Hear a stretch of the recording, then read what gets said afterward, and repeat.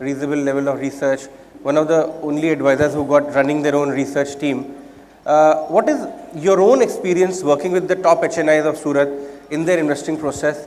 What is the science of investing which you guys have derived upon so far? So let me link this with the theme of this conference, Science of Investing. So this entire conference revolves around the framework of spreading the science of investing. And if you talk of science of investing, there are 4 pillars on which an investment decision should be taken. You all have Mehta Times in your kit also, and in that I have written that article also. So we at Mehta FinCon call it as VCAP. V for vision, C for courage, A for allocation, and P for patience. Let me explain you in detail. What does V mean? You should have the vision to see the earnings of a company 3 years, 5 years down the line. And it's not the price which determine the earnings, it's the earnings which determine the price. So if you know that the company is going, the earnings of the company is going to double in 3 to 4 years or 5 years, the price will definitely follow. You don't need to worry about it. So first is vision. Second comes courage. So when it comes to courage, it is all about buying a stock. So to give an interesting example in this, the best example would be Bajaj Finance. The stock price rallied from 50 rupees to 600 rupees in just a span of 1 year, from 2009 to 2010. So if I would ask you that would you buy a stock, would you have that courage to buy a stock which I have multiplied by 12 times? After that, would you buy it? No. No one will buy it. But these visionary fund managers could see something more which we could not see. And they added huge quantity at 600 rupees. I can say that we have, in Alchemy, we have bought at 600 rupees. So, they had the vision, and we can see how handsomely they have been rewarded for the vision coupled with courage. I was lucky. So, today the price is 10,500 rupees. 50 to 600, and then now 10,500 in just 7 years. So, this is courage. Third comes the major part of allocation.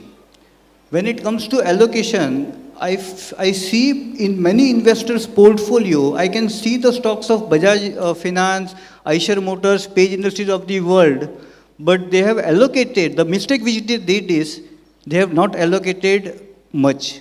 They have just allocated 0.5 to 1% of their total overall portfolio. And the stocks have multiplied by 10 to 100 times in last 10 years, if we say.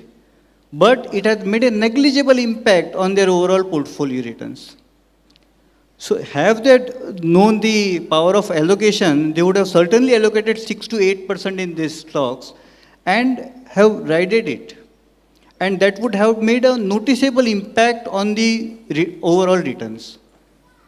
So allocation, see, one thing is for sure that in a stock market, it is not important on how much you are right or how much you are wrong. What is important is how much you make money when you are right and how much you lose when you are wrong. So this is all about allocation. And fourth comes patience. So if you talk of patience, actually there are many investors who talk about patience. They still have patience.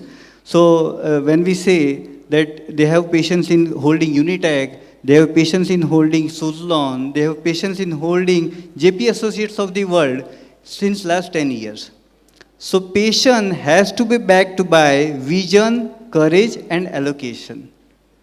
So here comes an important role where these fund managers have that real patience. And as Bill Gates say, patience is the key element of success.